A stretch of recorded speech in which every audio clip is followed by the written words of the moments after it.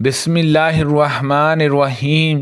ہم آج نے یہ حدیث نبی کریم صلی اللہ علیہ وسلم تک مرفوع نہیں بیان کی، لیکن حسن اور فطر نے نبی کریم صلی اللہ علیہ وسلم سے مرفوع بیان کیا۔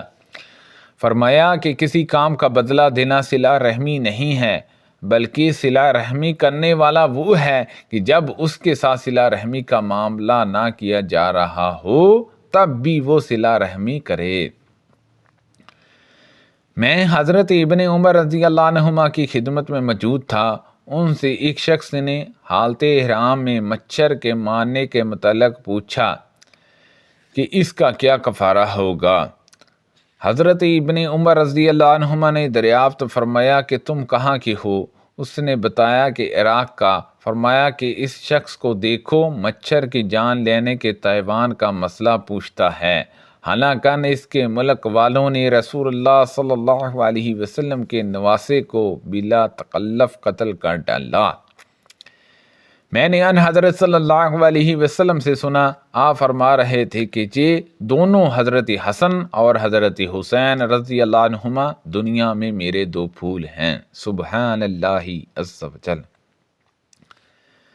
میرے جہاں ایک عورت، اس کے ساتھ دو بچیاں تھیں، وہ مانگنے آئی تھی۔ میرے پاس سے سوائے کھجور کے اسے اور کچھ نہ ملا۔ میں نے اسے وہ کھجور دے دی اور اس نے وہ کھجور اپنی دونوں لڑکیوں کو تقسیم کر دی، پھر اٹھ کر چلی گئی۔ اس کے بعد حضور اکرم صلی اللہ علیہ وسلم تشریف لائے تو میں نے آپ سے اس کا ذکر کیا، تو آپ نے فرمایا کہ جو شخص بھی اس طرح کی لڑکیوں کی پرورش کرے گا اور ان کے ساتھ اچھا معاملہ کرے گا تو یہ اس کے لیے جہنم سے پردہ بن جائیں گی۔ سبحان اللہ عز و جل۔ نبی کریم صلی اللہ علیہ وسلم باہر تشریف لائے اور امامہ بنت ابی الاس جو بچی تھی وہ آپ کے شان مبارک پر تھی۔ پھر ان حضرت صلی اللہ علیہ وسلم نے نماز پڑھی۔ جب آپ رکوع کرتے تو انہیں اتار دیتے اور جب کھڑے ہوتے تو پھر اٹھا لیتے۔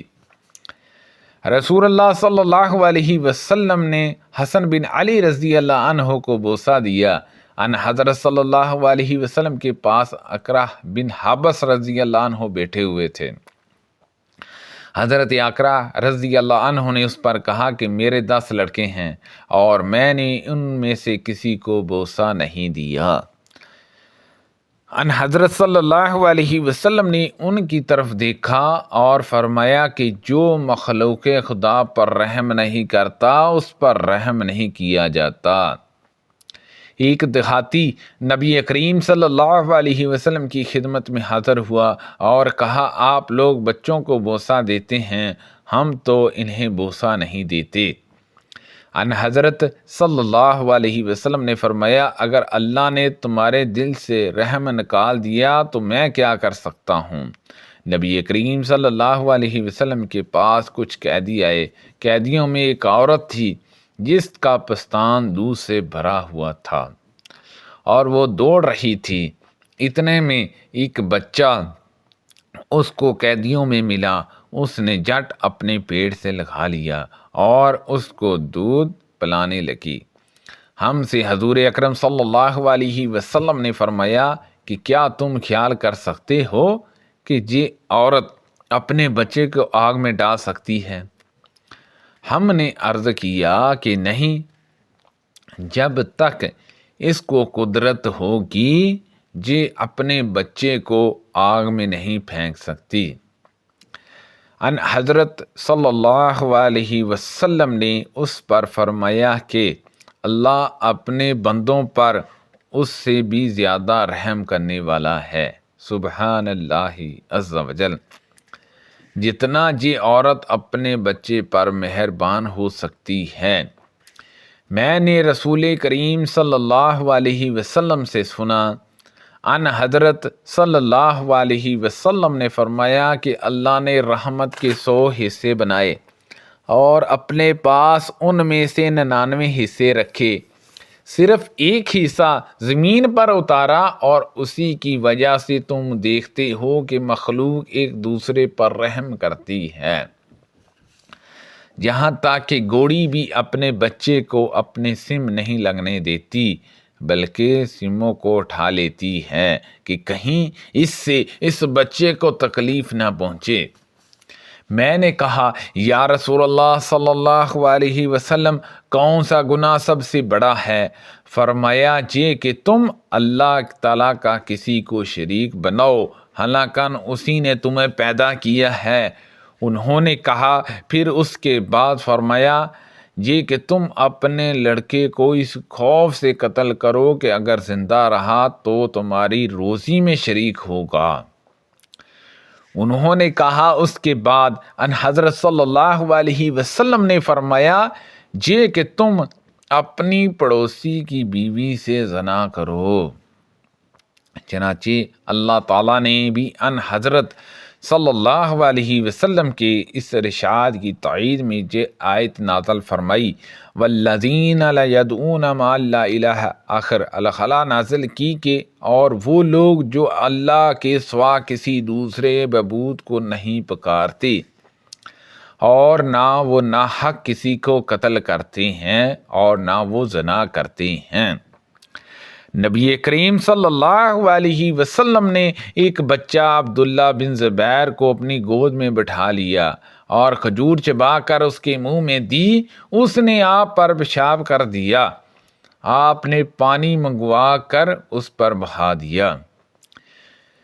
مجھے کسی عورت پر اتنا رشک نہیں آتا تھا جتنا حضرت خدیجہ رضی اللہ عنہا پر آتا تھا، حالانکہ وہ ان حضرت صلی اللہ علیہ وسلم کی مجھ سے شادی سے 3 سال پہلے وفات پا چکی تھیں۔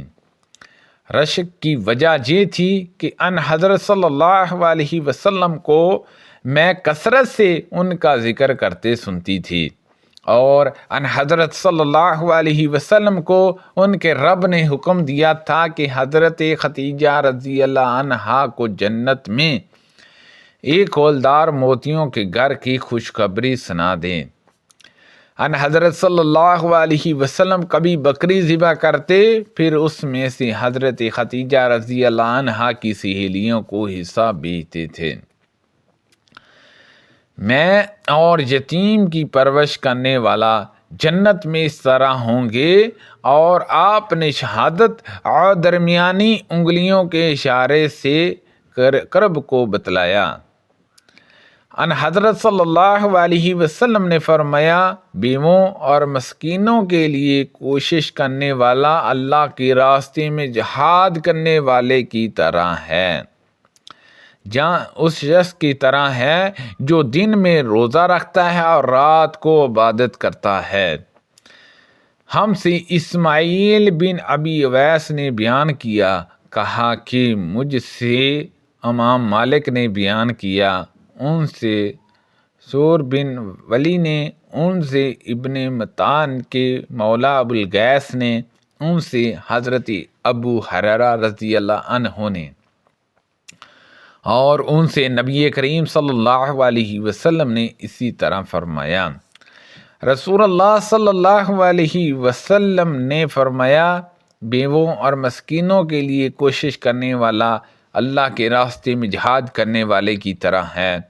عبداللہ قبانی کو اس میں شک ہے۔ امام مالک نے اس حدیث میں یہ بھی کہا تھا اس شخص کے برابر ثواب ملتا ہے جو نماز میں کھڑا رہتا ہے، تھکتا ہی نہیں، اور اس شخص کے برابر جو روزے برابر رکھے چلا جاتا ہے، افطار ہی نہیں کرتا۔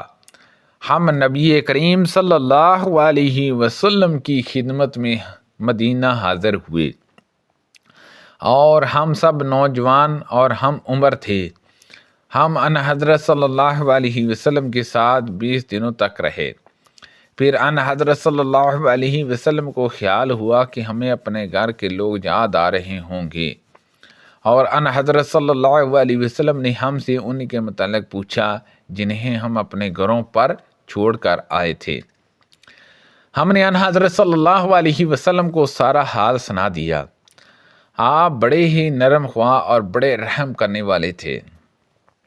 آپ نے فرمایا کہ تم اپنے گھروں کو واپس جاؤ اور اپنے ملک والوں کو دین سکھاؤ اور بتاؤ اور تم اس طرح نماز پڑھو جس طرح تم نے مجھے نماز پڑھتے دیکھا ہے، اور جب نماز کا وقت آ جائے تو تم میں سے ایک شخص تمہارے لیے اذان دے، پھر جو تم میں بڑا ہو وہ امامت کرائے۔ سبحان اللہ عز و جل۔ اللہ پاک سے دعا ہے کہ اللہ پاک ان حدیثوں پر عمل کرنے کی توفیق عطا فرمائے۔ اللہ پاک ہم سب کو صحت و تندرستی عطا فرمائے، کو پڑھنے میں غلطی کوتاہی ہو گئی ہو اللہ پاک معاف فرمائے، آمین بجاہ النبی الامین صلی اللہ علیہ وسلم۔